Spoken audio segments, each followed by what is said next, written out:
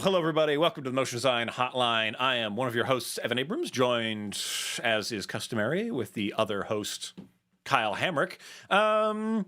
Today we're talking about changes, so I'm going to make a change to the way we do the intro to the show, Kyle. Usually I ask you how you're doing, which I think is the wrong prompt. While I do want to know how you're doing, I want to know how. I'd like to know the honest feelings of how everybody's doing. But if you're having a bad time, I don't want to bum people out. So instead,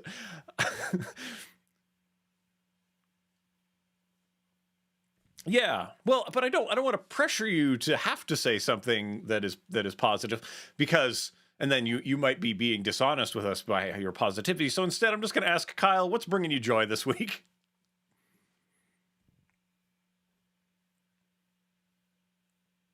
No one is. Yeah.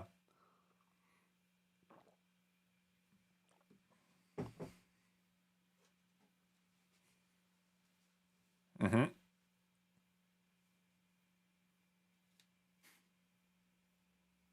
Ooh. Ooh. Hmm.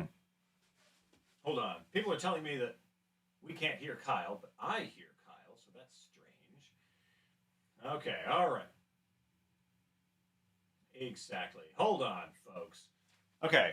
Why could this be? Why might it be that I don't have the Zoom window audio?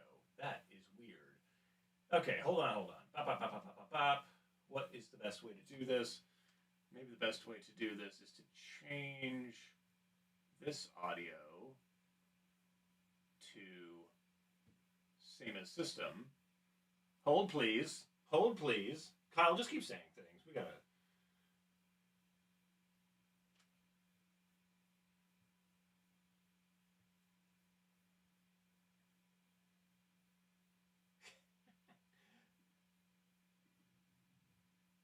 Exactly. We're getting this.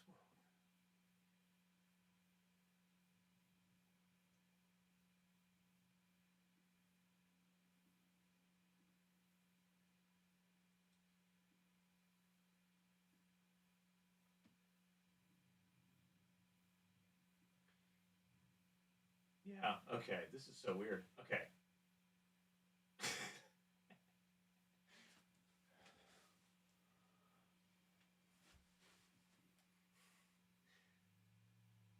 Oh my goodness. I was seeing your levels right before we got into this. Okay. Hold up. Okay, let's see. What if I'm gonna fix this. I'm gonna fix this, Kyle.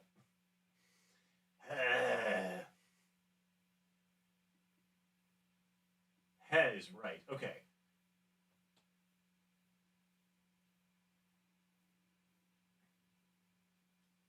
Well, the problem is that I have to do this, and I know I'm like trapped. Yeah, audio on. Jeez Louise. Zoom. Okay, what if I go into Zoom? How could Zoom be betraying us in our hour of need, Kyle? Our greatest of hours. Okay, folks, what we might do is I will simply relay what Kyle wants to tell you in an insane telephone game. That might be the only path forward. But how? Oh my gosh. Hold on. But then we don't get any of the stuff. Ugh. Hold on. Someone's going to get at me in the thing.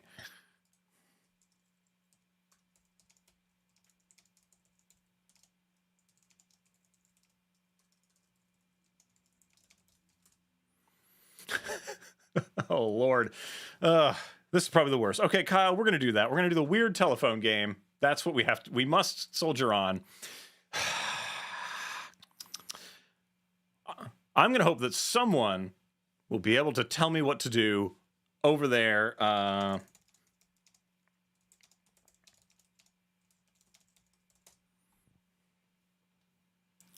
Yeah, for now, we're gonna go to Evan's screen. We're gonna continue this. Kyle will be. Oh.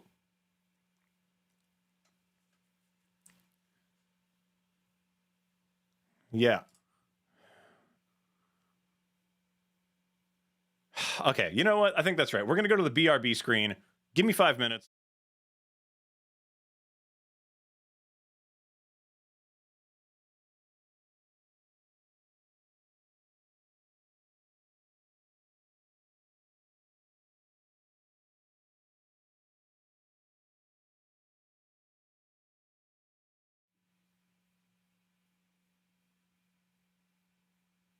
Yeah. Yeah. Yeah. No, because I have to change the thing in order to do the thing.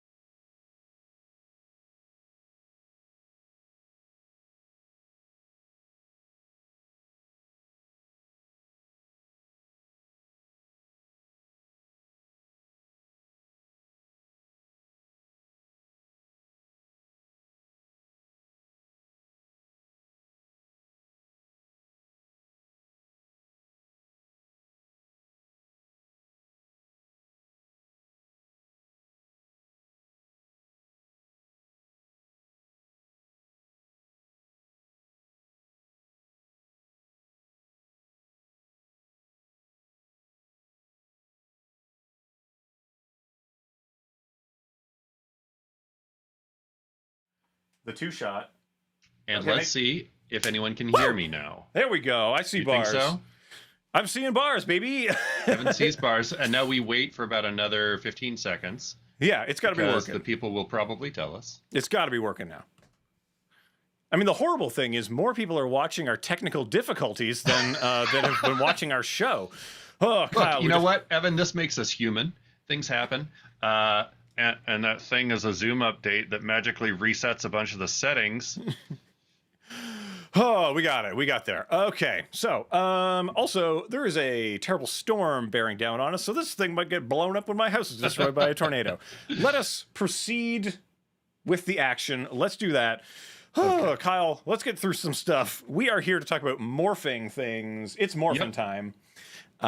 We've assembled some teenagers with attitude, and that's what we're going to do. We're going to morph into a professional show right now. Right. So today we're going to be going from one image to another, and that's what we're going to be doing in After Effects. It's going to be great. This is the sort of thing that people are asked to do all the time in explainer videos, documentaries, in anything that's involving a process or a visual metaphor. So that's what we're doing today. Should we? Let's just jump right into the examples, I think, and then we'll talk. Then we'll talk about methodologically breaking stuff down, and then we'll get into it in more detail. So, okay. I've got the two pieces of art ready to like hop between here. Okay, as here we you go. may see. Yeah. Do you want to kind of speak to these since you created them? Don't mind if I do. I love talking about my art.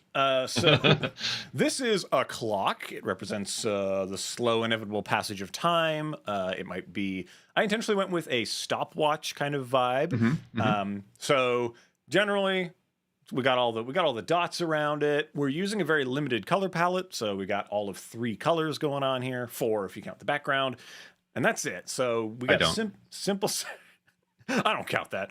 I don't think this would play over a black background, but anyway. So we've got we got the points, we got the thing in the middle, we got the hands, we got the clicker at the top. Well, pretty much it. Fart sound. Yep, pretty much. And the geometry, very simple. I'm only using squares, circles, whatever, so simple stuff. And then on the next slide, click, we have a house. The most simple form of house, but I put some trees in, I put a chimney. So this is a little bit more complex. We'd say there's more objects than the others. So challenge-wise, we're going from a more complex thing and then into the kind of less complex things. So there isn't like a one-to-one between them. I was trying to emulate as best I could. What if you got assets dumped on you that maybe were unideal? Obviously, we're cheating. We're cutting a lot of corners on this thing because we're trying to exemplify the techniques that we're using. And not all of the methodologies we discuss will be particularly relevant to everything. But we hope this will give you a few tools in your toolbox in which to unpack and break down scenes when you're thinking about how we're going to go between them. So I want you to imagine in your mind right now, let's go back and forth between these. And people, if you ponder, how would you go from house to clock? House to clock. What would you do? What steps would you take and stuff like that? And let's show you what we came up with. We're already on your screen, Kyle, so we might as well dig into your offerings. I feel like we may have some lag time on my visuals, but we will just sort that out. No, Zoom is a flawless, peerless piece of software. Yep, love it. So we took a couple different approaches. Each of us did 2 different attempts here. And this first one we're calling clean sweep, where I mostly just used match cuts here. And I will play this. We'll see how the playback is working since we've had some other interesting things today.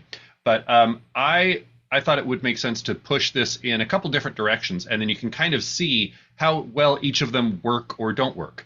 So I'm not, if you look at my timeline here, I'm just using the raw Illustrator files. I did not break these apart at all. So this is just pushing some motion and doing a hard cut between the 2 things, but letting that motion kind of guide the, help hide that cut, okay? I don't feel like I'm getting the full playback, frame rate playback in what I can see, but I do want to speak to this. So there's a lot of times where you can totally use this technique and you can kind of just push through something like this and do a hard cut between a couple of objects. And you can see some of these, like, I don't think this horizontal plays quite as well as the vertical does, for example, because the vertical kind of helps hide some of the differences because you see those things that are similar. And I'll show you another example in a minute where we play this up more. But one of the key things that you want to do here is really be mindful about your curves. Let me open up our graph editor here, and you can see this thing is getting real fast right there. So it goes down a little bit. That's called anticipation. And then we go, whoom. And then again, we kind of land. This is called overshoot. It goes a little bit past and then comes to rest. But the key here is that you want that cut to happen at the fastest point in this motion. And that helps hide it and make it pretty seamless. So if you need to just crank through several of these and make things turn into other things, and you don't have the time to break them apart into a million pieces, this is a good way to do it. And a lot of times you don't need to rip everything apart. But just know that pushing your curves so that you can get things happening really fast, and then you want to make that cut at the fastest point. That is the key there. Now, if you can, and I'll show you my pre-render here because it felt like those were playing a little bit better. This is that exact same idea, but I did break apart about half the shapes so that we could kind of get some additional dynamic movement here. So there is more anticipation and follow through here, and then there's some other pieces that are lagging just like a frame or two, so it feels a little more realistic. But notice how I'm using that the window and the door there to really kind of draw your eye downwards and then up into the top of the clock there. So it doesn't have to all be super smooth. A lot of it is still just that hard cut, but if you can pull 1 or 2 objects to kind of give you that smooth movement there and really sort of guide your viewer through it, you can get away with a lot. Yeah, and I'll say, like, when you were just cutting between the images, I feel like that was a good test to see, is this working? Which one of these do I want to take deeper? Like, so much of the stuff we're going to talk about here is very client focused. And one thing you sometimes want to do is, like, can I present a very lo-fi version of the motion?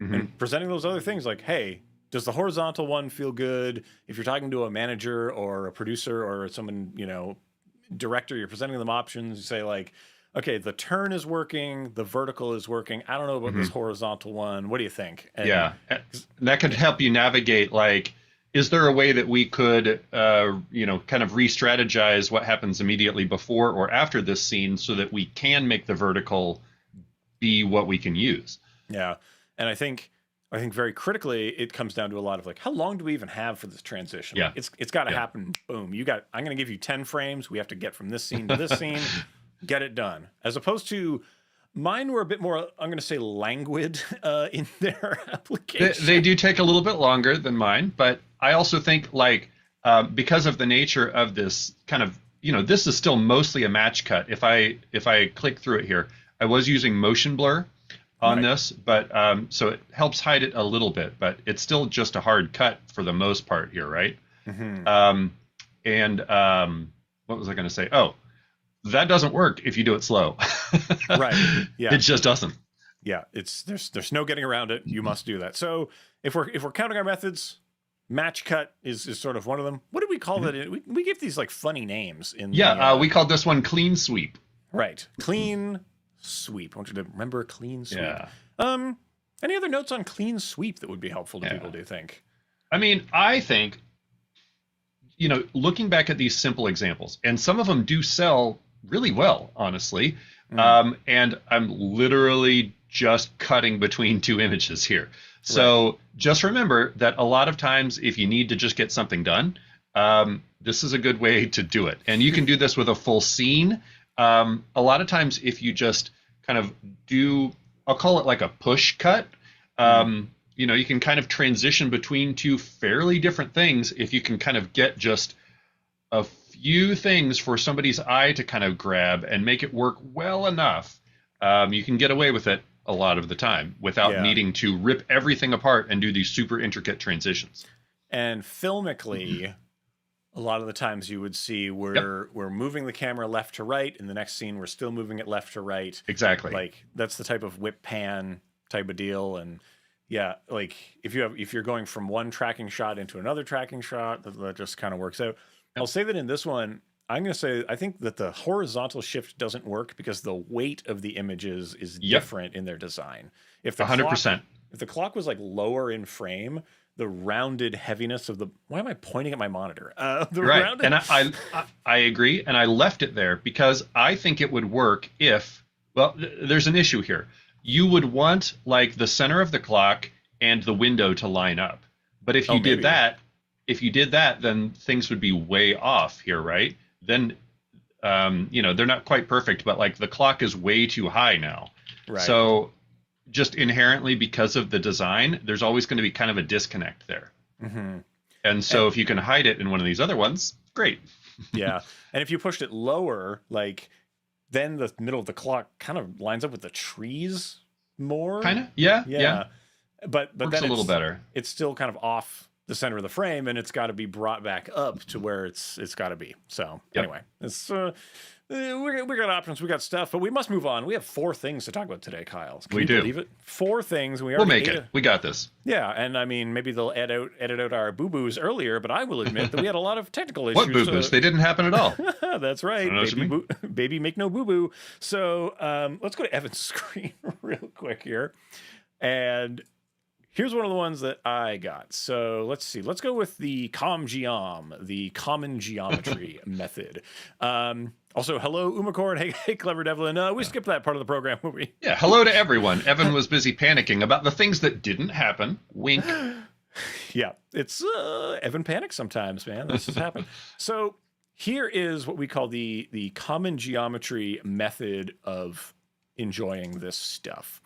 Now, I've built in a little bit of extra motion in here so that we can get an idea of what we're doing. But the thinking behind common geometry is what is the same or close enough between the two images that I can have one thing, extract from that, and return in the other pretty much unharmed, unmarred from this. So in my mind, the dominant central feature of the dot So if we just select that, this layer continues from both. So this dot is the same. I've called it window/dial center because it's going to be a bit of that. A lot of the other things, I can't help noticing that you used the same vertical kind of bounce movement that I did, because it's kind of what makes sense for these shapes, right? Yeah. We did not coordinate that. When you're any two things, you're just going to kind of find what works for those. Yeah, we did it kind of intentionally blind so that we would just kind of see what we did, see how much overlap, see what's different. And I want you to, folks watching, think back to your initial impressions of the two scenes and what you might have done differently. And now with these frameworks, is that changing what you're thinking and feeling? So the other thing that's going to stay the same is the door/hand. So it's going to boing, stretch, and then become that. And its transition is hidden in its motion as it makes its biggest changes at the largest speeds. And the second hand is kind of unfolding from that. So you can see that it kind of spawns a second buddy there. And then the other common geometry that stays, pop, pop, pop, pop, pop, is this one. So this one is going to stay, and it will Johnny Appleseed the others kind of into existence as it goes around. And that's pretty much it. It's 1, 2, 3 points are going to remain, and those will go into those kind of areas. And with that continuity, we're getting some fluidity between the two, and it's all about what kind of journey do these three things need to take between one to the other to get us there, you know? And obviously I took some liberties. I took a long way to get there, Kyle. I took a whole 5 seconds basically to make this happen. So if there's a lot of hang time in this animation. There is, like, I'm going hang time 1, boing, hang time 2, swoop, and now we settle. So I basically have 3 beats in this whole thing to your 1 beat, right? And if you don't got those beats, you can't. This just doesn't fit with the thing. But in general, we're keeping 3, we're removing everything else, and then we're adding everything else back in. We're not saying everything stays, everything changes. We're saying we're keeping some dominant features that are going to guide the eye through what's happening. That's pretty much it. Yeah. But ultimately, you're using a lot of the same techniques that I was using, even in the simple versions there. You're just focusing on a couple bits, and then, you know, everything else transitions off in the way that it needs to so that those pieces work. Yeah. And Hicks Design is asking, are the hour markers made using animated repeaters? They're actually not. In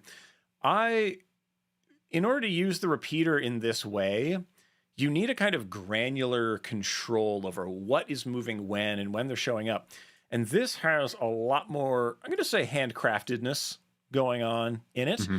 And so I literally just took the final image, converted it into shape layers, exploded those shape layers out, and then took these 12 from their final resting position and set keyframes there. And then I just kind of dragged them to be close enough to the leading buddy that as it passes each of them, like I said, Johnny Appleseed is depositing these out into the world, and it's not exact.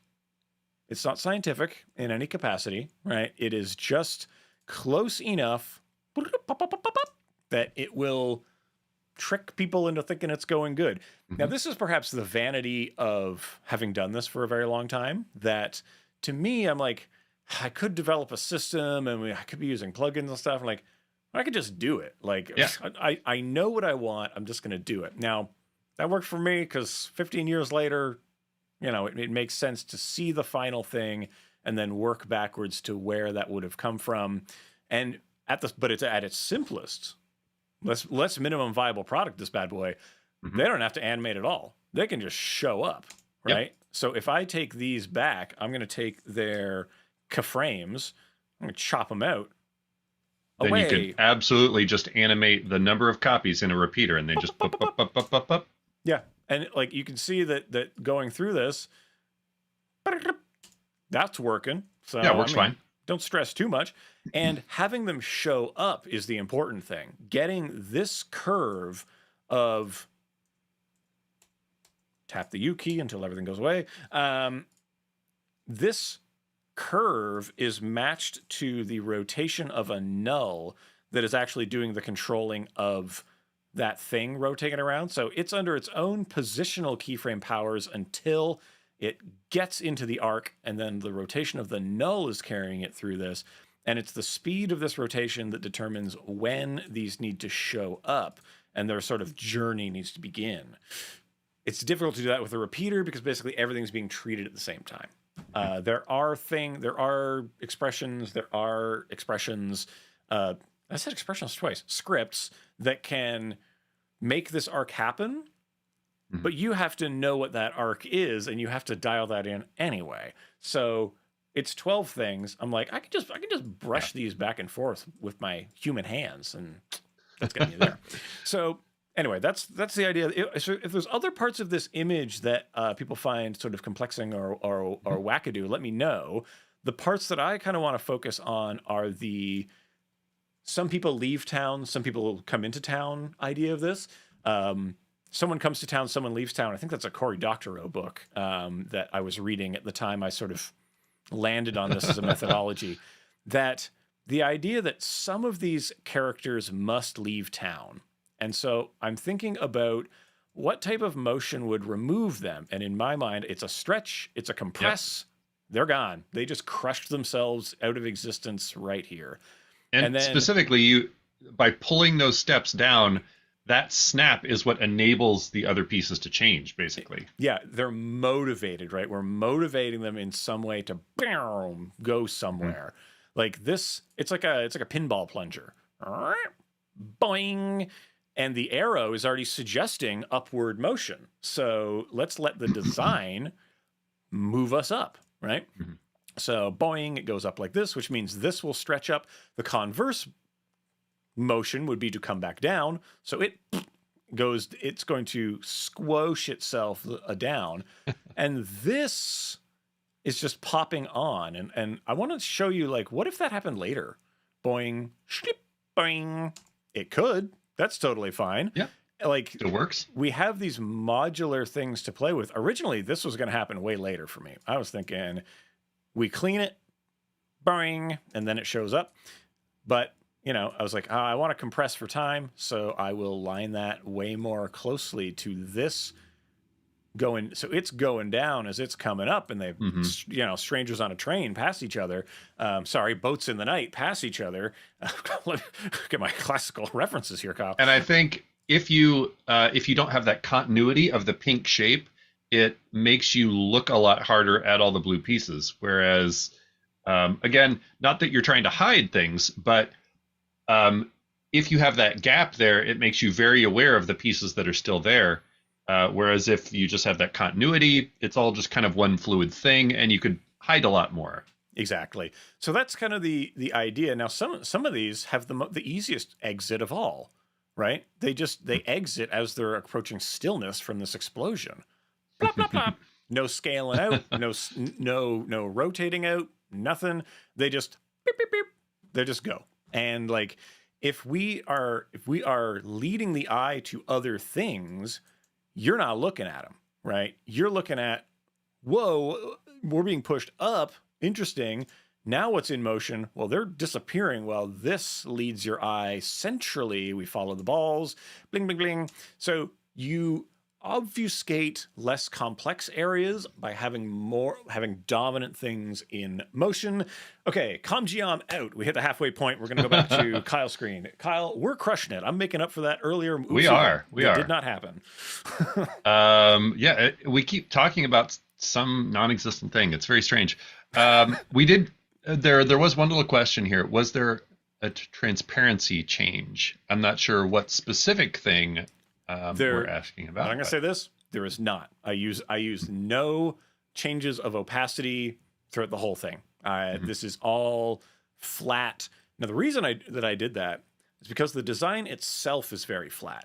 And if we introduce transparencies, we're also introducing tones between the tones. And if this is a very strict branded thing, this color of pink is in, other colors of pink may not be in.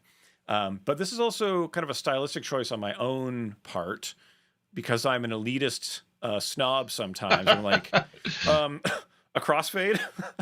I'm Evan Abrams. I'm not doing a crossfade. All right. Yeah, I mean, there are times where it works to hide something. I think in this type of animation that we're doing, you could get away with like a 2 or 3 frame crossfade between a couple things, maybe.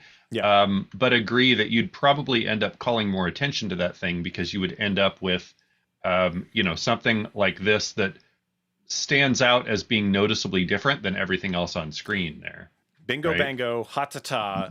If Yeah. only one thing in the entire design crossfades, that is Yeah. a point of differentiation. So if we think about design and we think about the types of how we bring attention, it is through pattern and then disruption of pattern.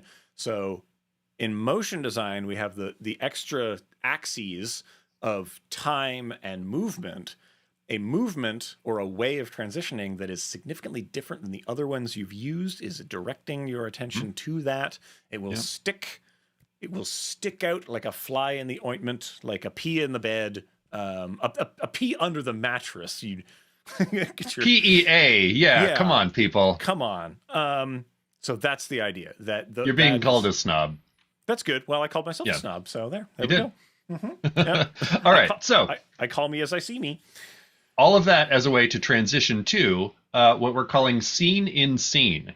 And honestly, I think this is maybe sort of a weaker example of it, just because maybe I was kind of stuck on the window being my transition point, but I didn't see a lot of other opportunities in this case.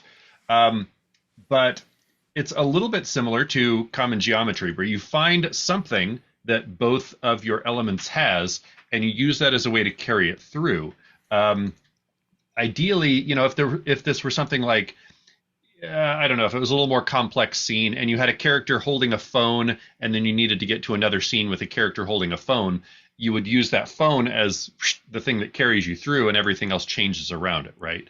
Yeah, I think, or if there's a narrative. So in the phone example, if our next movement is to an app interface, we hide the app interface in the phone. We're narratively going from the thing to it's kind of a literalization of some things sometimes, but yeah, I like that. Anyway, or in this, so when we were divvying these things up, I was like, oh, how would I do each of the 4 things, right? And Kyle surprised me on this one because I thought he's going to open the door, we're going to go in through the door, there's going to be a clock on the wall. That's what I would have done because I'm basic. I'm a basic snob. I'm both ends. I mean, I think that might be a little more in the spirit of what this concept was supposed to be. I feel like I kind of cheated because I really just did the shapes. So this is kind of halfway to com jom, if you if you ask me. So I'll step through this one. Okay. This is the simplified version of this. I just used the window, and then we're kind of pushing through the window to see, you could imagine this as like we're zooming through the window, and now this is the clock on the wall inside that room, right? Because you're making a circular hole to a circular thing, right? And then I just very cheaterly made this white circle that hides everything there. It just expands out from behind the clock and hides all the stuff that's behind it. That's all. What is a hole but a shape that is the background color? All that stuff is still back there. Yep. So very, very cheater. But then as I was looking through this, so there is, again, I added a little extra motion just to kind of help play this up. There's a little bit of lag on those trees there. See?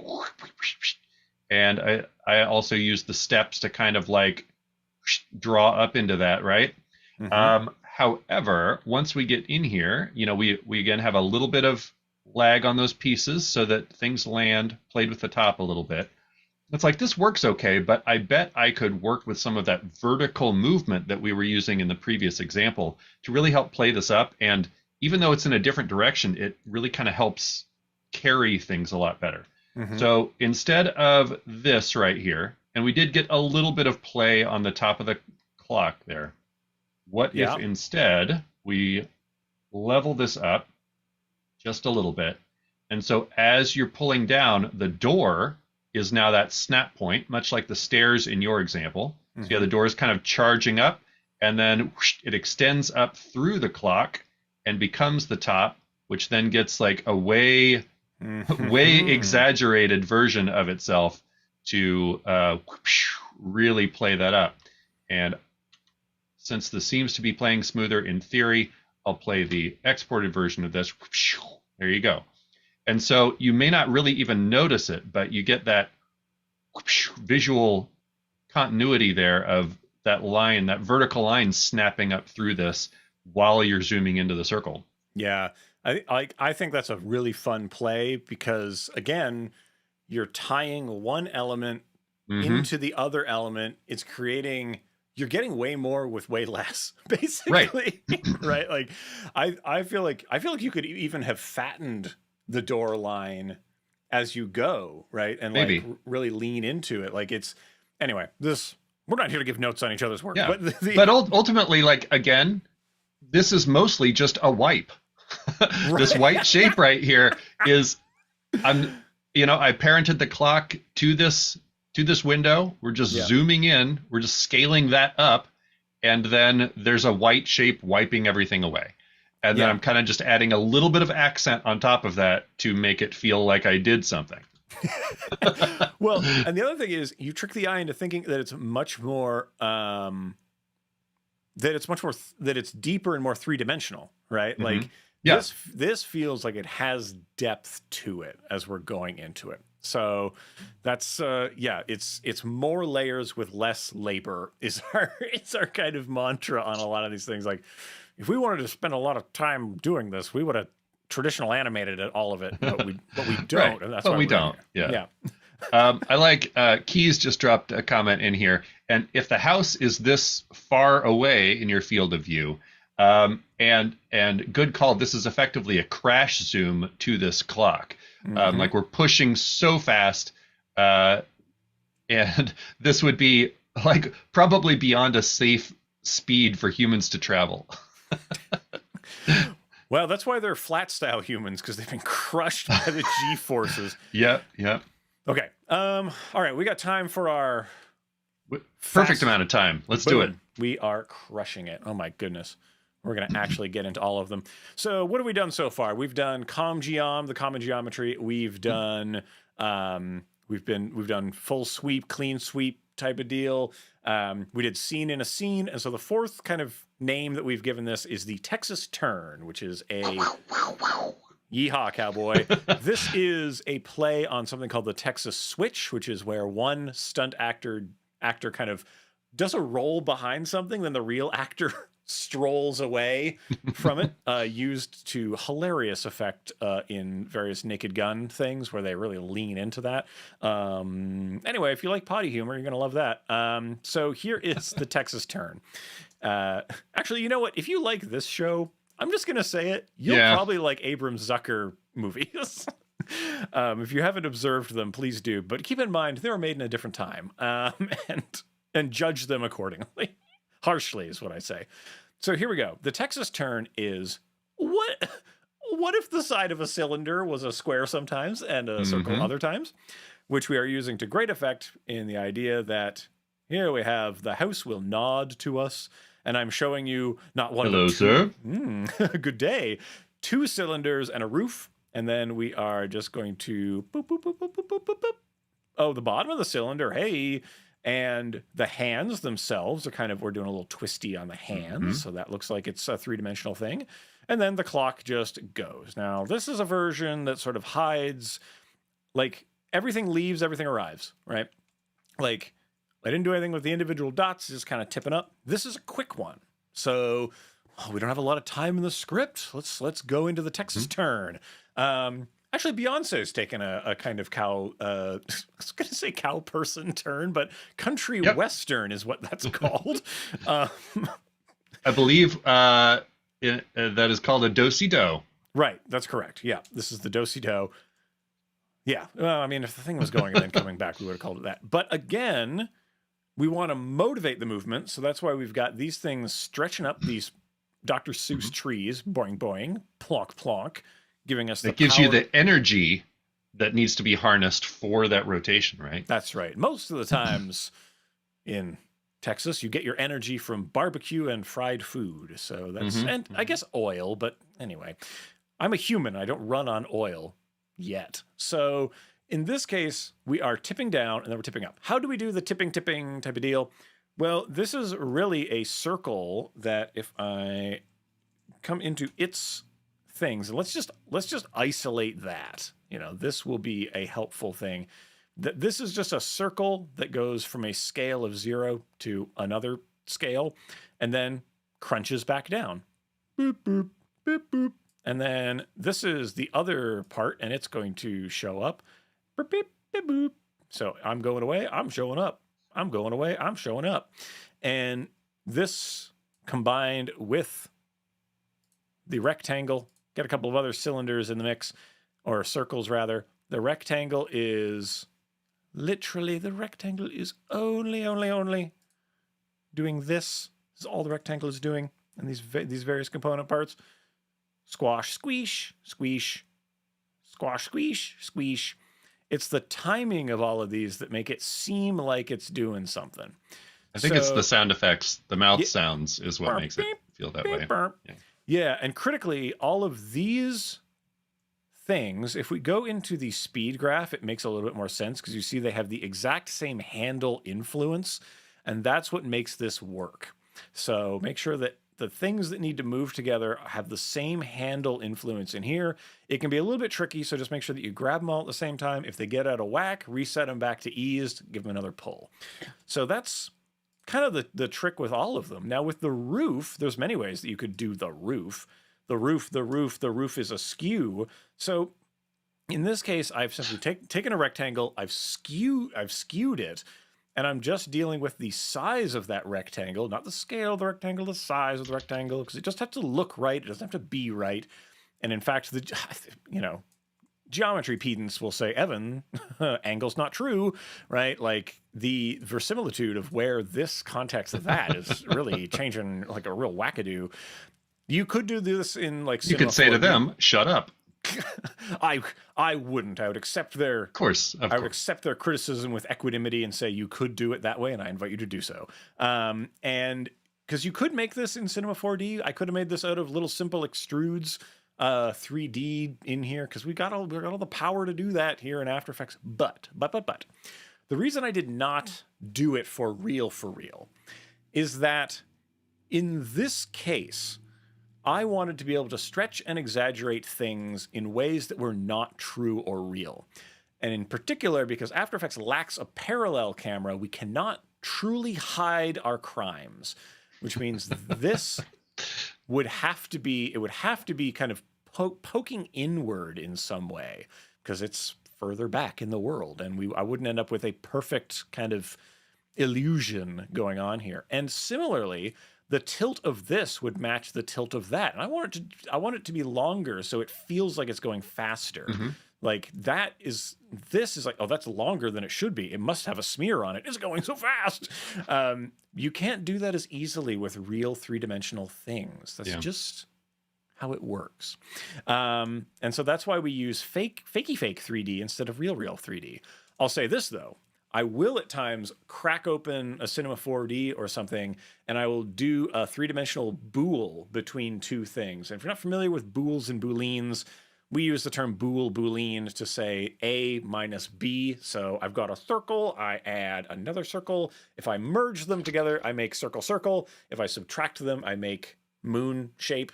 All the faces of the moon are a representation of booleans.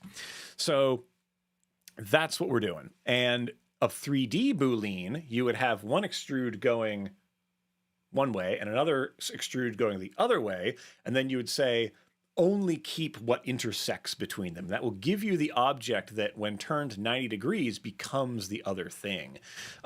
This I remember from shop class when we did this on a jigsaw. This is actually a really easy way to carve something out of a block of wood. I was carving a race car. So there you go. Oh, Kyle, since I've been off gluten, I've become a manic lunatic. Is there anything else people want to know kind of about this scene? There's something I want to know, because honestly, when I saw this, it made me wonder if you specifically created the illustration so that you could do this turn.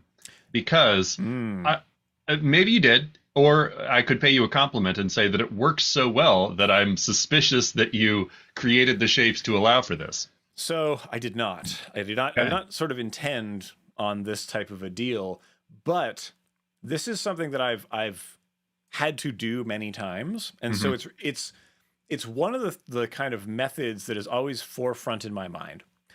I had initially thought that the way I wanted to Texas turn this was to turn the other way, is to turn on a vertical axis, so I'm spinning around that, and that the house would become the hand of the clock. That's what I was originally thinking when I first looked at this. I thought that'll become the hand of the clock. Oh, but then the colors are different.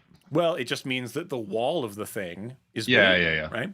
But then I was like, well, that means that if this is becoming the hand of the clock, well, then what is the dial of the clock? It's like, well, what if am I leaving this like is this popping out? Like I could scale that big so it's popping towards me, and then I'm rotating the house sideways.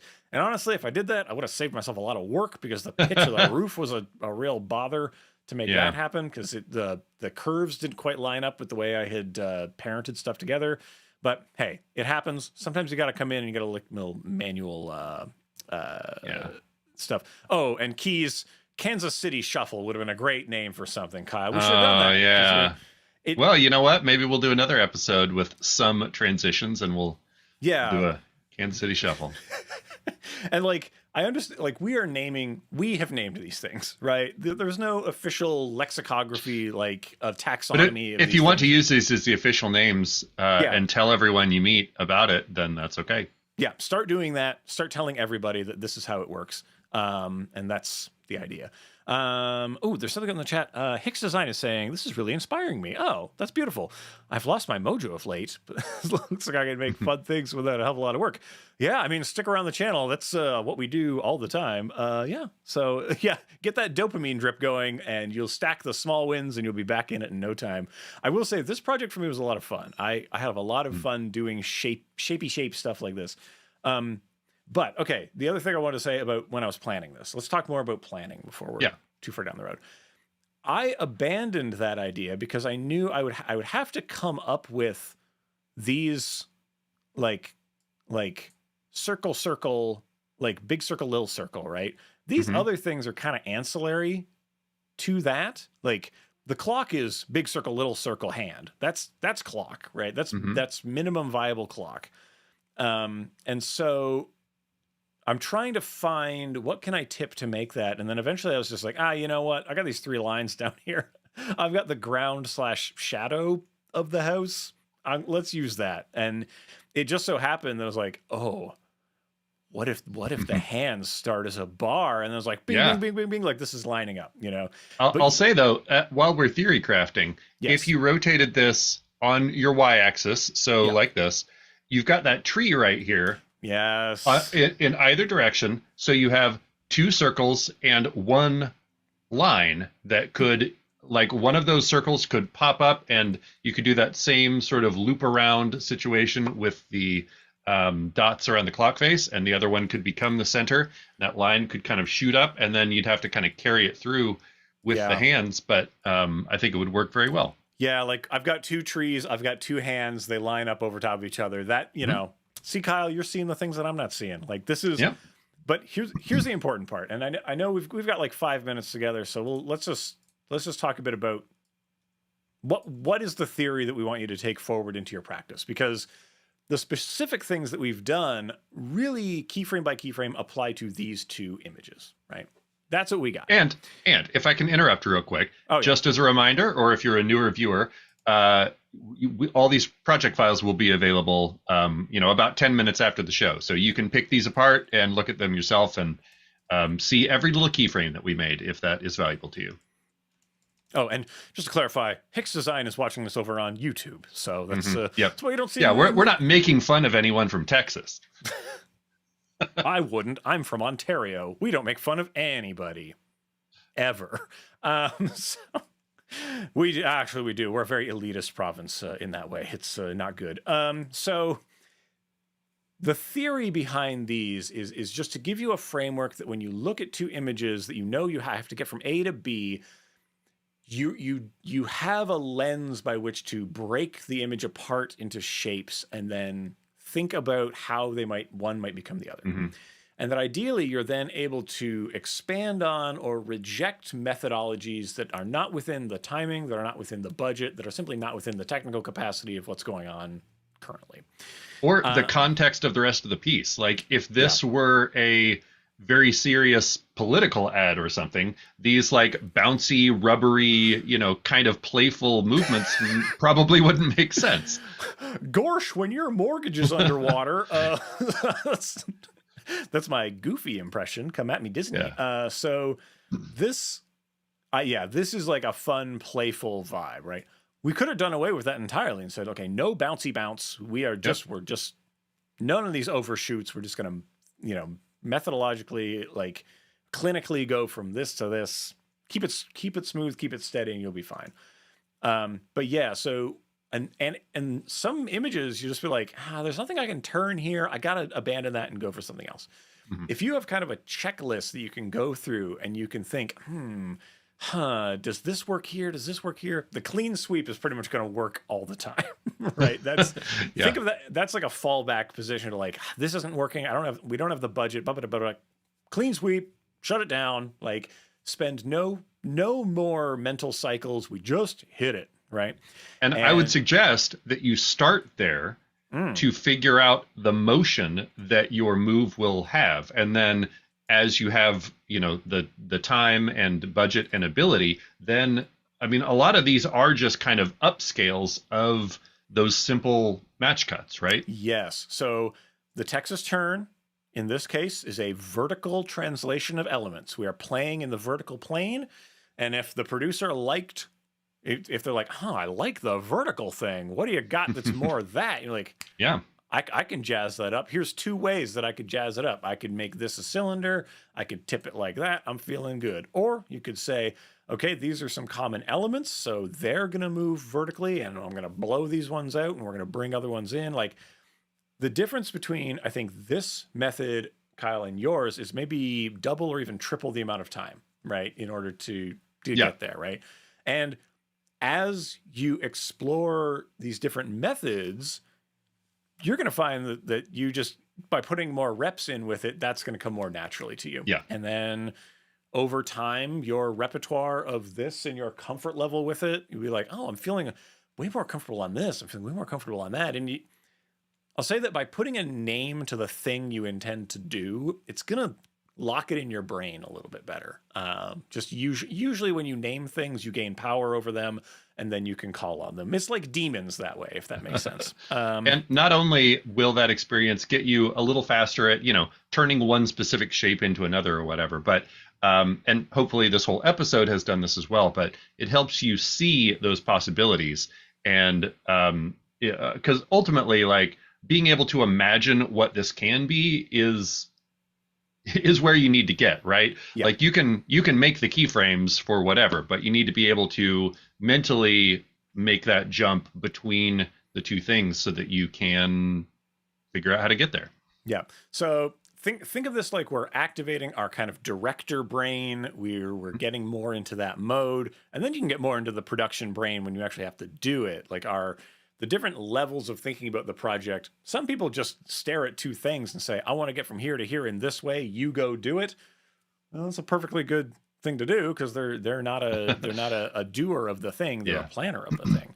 And they mark it up with a bunch of red arrows. But hey, that kind of brings us to the end of the show. I hope you learned a lot. I know we were talking pretty fast in this one. Watch it back. Give us, play this back 100 times. Ask us questions about it. If you want to see more shows like this, let us know. We'll make up new names of things. That's fine. We love doing that. But our names are Evan Abrams at EC Abrams on the internet, and his name is Kyle Hamrick at Kylosaurus Rex. You can find us at those places around the internet specifically. DM us all the time. We want to know your problems so we can solve them like this. Motion Design Hotline. After Effects related problems. Sure. I mean, you can ask. I say this in interviews all the time. You can ask me any question. I just won't answer them. So it's my policy. I'm not a coward. So in this case, motiondesignhotline.com. You can message us stuff on there. We got a form you can fill out. You can download these files. You'll love it. And we'll see you next Monday. Kyle. Tuesday. Tuesday. We're usually on Tuesdays now. Lock that in your mind. So we will see you on Tuesdays in the future. But until then, be kind to each other, stay creative, and we will see you around the internet. Bye, everybody. Okay, this is the out button for real this time. No technical difficulties. Bye.